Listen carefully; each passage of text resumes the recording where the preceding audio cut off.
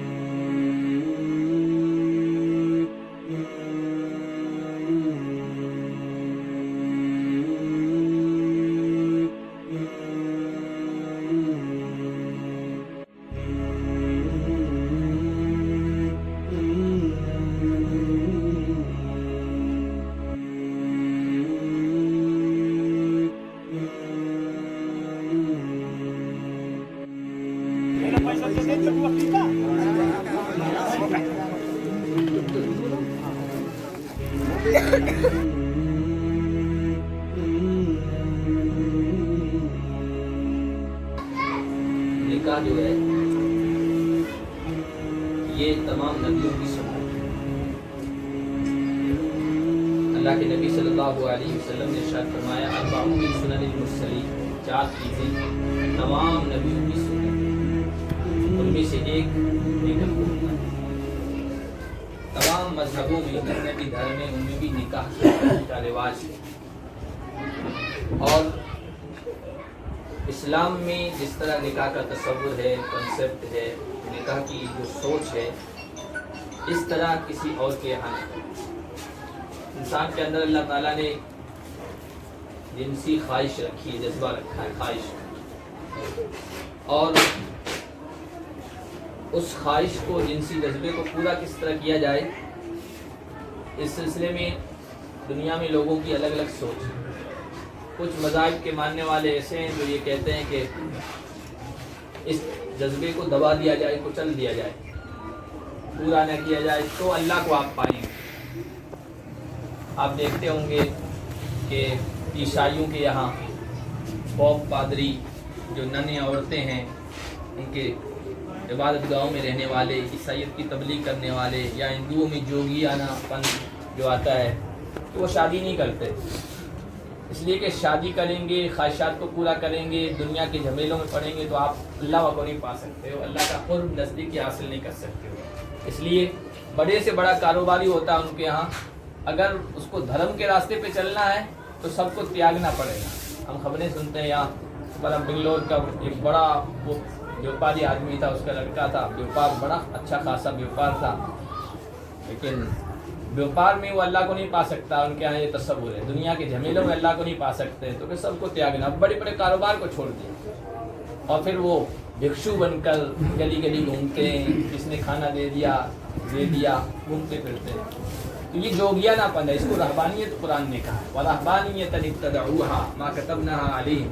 یہ جوگیانہ پن ہے, رہبانیت ہے, جس کو ہم نے فرض نہیں کیا اللہ نے, لیکن ان مذہب والوں نے اپنے اوپر لاگو کر دیا. ان کا یہ تصور تھا کہ شادی کر کے, بیوی بچوں میں رہ کر, کاروبار کر کے, اور رشتہ داروں کے درمیان رہ کر تم اللہ کو نہیں پا سکتے. اس لیے آپ دیکھو ان کی مذہبی عبادت گاہیں اور ان کی تپسیاں کی جگہ پہاڑوں پر ہے, جنگلوں میں ہے. ہماری مسجد کوئی جنگل میں صرف مسجد نظر نہیں آئے گی, آبادی میں نظر آئے گی, کسی تنہا جگہ پہاڑوں کی چوٹیوں پر نظر نہیں آئے گی.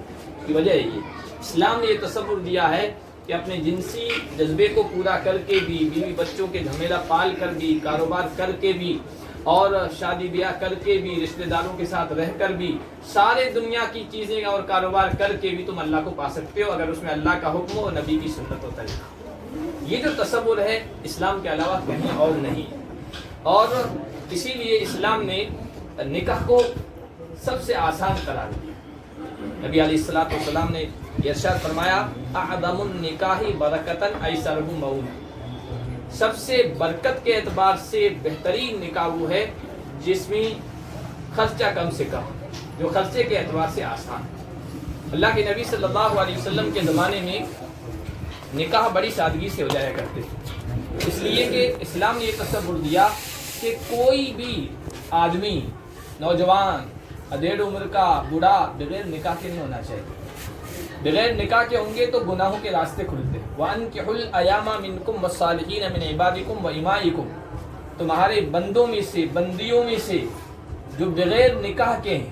بغیر نکاح کے یہ بھی ہو سکتا ہے نوجوان ہے, ابھی شادی نہیں ہوئی ہے, اس کو بھی ایامہ میں ایم کہتے ہیں. اور ایسا بھی شادی ہوئی تھی لیکن طلاق ہو گئی, شادی ہوئی تھی لیکن ان کی بیوی کا انتقال ہو گیا ہے, یا عورت ہے تو اس کے شوہر کا انتقال ہو گیا ہے, طلاق ہو گئی ہے یا وفات ہو گئی ہے, ان سب کا نکاح کروا دو. صحابہ کے زمانے میں بغیر نکاح کے تصور بھی نہیں تھا. 45 کا ہو گیا, بیوی کا انتقال ہو گیا, طلاق ہوگی تو دوبارہ نکاح کا نہیں سوچتے کہ اب کیا نکاح کرو. صحابہ کے یہ تصور تھا کہ ایک دن بھی بغیر نکاح کے, بلکہ بعض صحابہ کے قول ہیں, ان کی باتیں یہ کتابوں میں نقل کی گئی کہ میں اس دنیا سے بغیر نکاح کے جانا پسند نہیں کرتا. حالانکہ ان کی عمریں ہو چکی تھی, 60 سال 65 سال 70 سال کے ہو چکے, اس لیے کہ اسلام نے جو تصور دیا تھا وہ ان کی نگاہوں میں تھا. تو نکاح کو آسان کر دیا. اور پھر یہ کہ کوئی مرد یا عورت چاہے وہ کسی بھی عمر میں ہو, وہ بغیر نکاح کے نہیں ہونا چاہیے. بالغ ہونے کے بعد, نکاح کی عمر پہنچنے کے بعد بغیر نکاح کے, بغیر جوڑے کے نہیں ہونا چاہیے. اسی لیے صحابہ کی تاریخ آپ اٹھا کر دیکھیں کہ وہاں نکاح آسانی سے ہو جایا کرتے تھے. دوسرا نکاح بھی ہو جاتا تھا, تیسری مرتبہ بھی ہو جاتا تھا, چوتھی مرتبہ بھی ہو جاتا, بعد میں بھی ہو جاتا تھا. وفات ہو گئی, شہید ہو گئی, طلاق ہو گئی, دوسرا نکاح آسانی سے ہو جاتا تھا. بڑی عمر کی عورت ہے, چھوٹے یعنی کم عمر کے لڑکے سے ہو جاتا تھا, اور کم عمر کی لڑکی ہے, بڑی عمر کا آدمی ہے, اس سے بھی ہو جایا کرتا تھا, کوئی رکاوٹ نہیں ہوتی تھی. ایک صحابیہ ہیں عاتقہ ابن زید, ان کا نکاح ہوا تھا حضرت عمر کے بھائی زید ابن خطاب سے.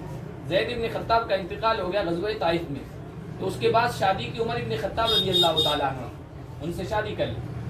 حضرت عمر ابن خطاب شہید ہو گئے, شہید کر دیے گئے. تو اس کے بعد حضرت ابو بکر نے ان سے حضرت علی نے ان سے شادی کی. حضرت علی کا انتقال ہو گیا, شہید کر دیے گئے. تو اس کے بعد حضرت زبیر بن عوام نے شادی کی. چار لوگوں نے شادی کی اور تمام شہید کر دیے گئے. کتابوں میں لکھا ہے کہ زوجۃ الشہداء ان کو لقب دیا گیا, شہیدوں کی بیوی. یعنی آپ دیکھیے 4 نکاح ہو رہے ہیں, کوئی رکاوٹ نہیں, کوئی وہاں پریشانی نہیں تھی. کئی اس طرح کے واقعات آپ کو ملتے ہیں. تو نکاح آسان ہو اور سادگی کے ساتھ ہو. آج کل ہمارے یہاں بہت سارے رواج ہو گئے ہیں, ان میں ایک جہیز کا رواج بھی ہے اور بارات کا بھی رواج ہے. بہت سے علاقوں میں اور زیادہ خطرناک طریقے سے, آپ کے یہاں کیا ہے ہم نے نہیں دیکھا ہے, لیکن یہ بڑھتا جا رہا ہے. یہ ہم چونکہ یہاں پر رہے ہیں غیر مسلموں کے ساتھ, ہندو بھائیوں کے ساتھ ہمارا رہنا ہے, اٹھنا بیٹھنا ہے, تو ان کی بہت ساری چیزیں ہماری معاشرت میں, ہمارے رہن سہن میں, ہماری خوشی و غمیوں میں داخل ہو گئی ہے. ان میں ایک جہیز کی روایت بھی ہے اور بارات کی بھی روایت ہے. اللہ کے نبی صلی اللہ علیہ وسلم کے زمانے میں ایسا کوئی تصور تھا ہی نہیں, نہ جہیز کا اور نہ بارات کا. بارات میں کہتے ہیں لسٹ, ہمارے پھوپھی بھی آئے گی, پھوپھا بھی آئیں گے, خالو بھی آئیں گے, خالہ بھی آئے گی, رشتے دار سب کو لے کے جائیں گے. سامنے والے کہتے ہیں ہمارے اتنے آدمی آئیں گے, یعنی زبردستی کا مہمان بنا دیتے ہیں. ایسا کوئی تصور نہیں ہے اسلام کا. بارات کا بھی کوئی تصور نہیں تھا. کسی کو نہیں بلاتے ہیں آج کل, بھولے سے رہ گئے یا اگنور کر دیا, پھر دیکھیے کتنا بوال کھڑا ہوتا ہے ہمارے یہاں. ہم کو بھول گئے, ہمارا نام نہیں لیا بارات میں.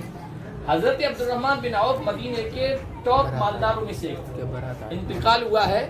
انتقال کے بعد ان کی جو وراثت تقسیم ہوئی, سونا پہاڑوں سے توڑ کے کیا, پہاڑوں سے اور اس سے ہتھیار سے, اوزار سے توڑا گیا. اتنا سونا چھوڑ کے گئے. کتنے مالدار ہوں گے, اللہ کے نبی کے کتنے قریبی تھے. آج ہمارے یہاں نکاح شادی ہوتی ہے تو ہم اپنے استاد کو بلاتے ہیں کہ دور سے استاد آئے گا, اس سے نکاح پڑھاتے ہیں.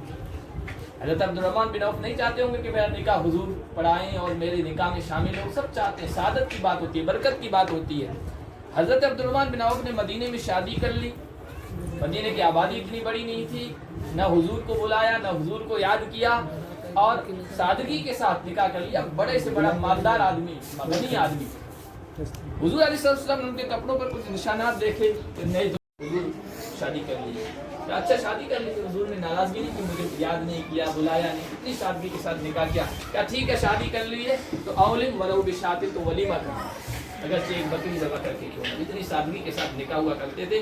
اگر ہم وہی پرانا طریقہ جو اسلامی طریقہ ہے اور جس پر صحابہ نے چل کے دکھایا ہے اور ہمارے بڑوں نے بزرگوں نے چل کے دکھایا ہے اس کو ہم اپنے شادی بیاہ میں لے آئے نا تو ہمارے جو ہندو برادران ہیں ملک میں رہنے والے ہیں وہ بہت اس سے متاثر ہو اسلام کے قریب ہو. تو اللہ تبارک و تعالیٰ سے دعا بھی کریں, عملی طور پر کوشش بھی کریں اللہ ہمیں اس طریقے پر جس طریقے پر نبی صلی اللہ علیہ والسلام نے اپنے صحابہ کی تربیت فرمائی تھی اور مسلمانوں کے سامنے جو ہدایات دی تھی ان ہدایات کے مطابق ہمیں نکاح پڑھانے کی, نکاح کرنے کی اور نکاح کے تمام امور کو انجام دینے کی توفیق.